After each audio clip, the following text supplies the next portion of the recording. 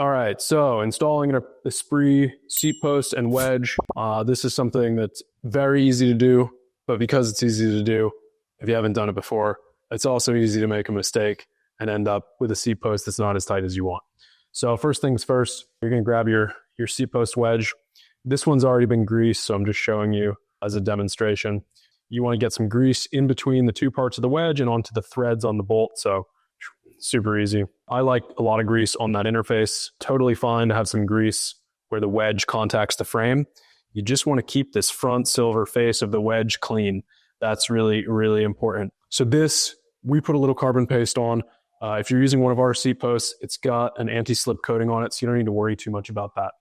So what you're going to do is you're going to take your ball end hex key, you're going to put your wedge in, spin it down a little bit, and then I use the hex key to hold the wedge in place. You're going to put your seat post in, set your saddle height.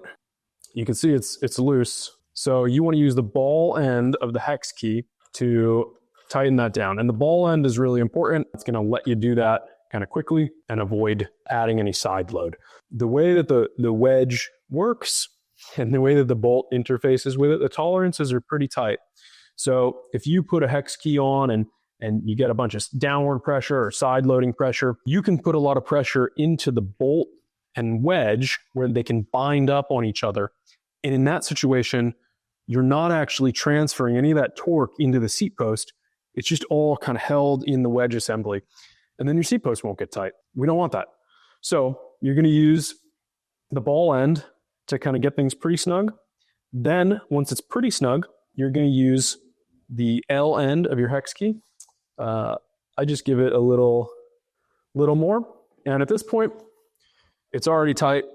We've been really careful not to side load that bolt. So all of the clamping force and all of the torque that you've put into it has gone directly backwards into holding the seat post in place.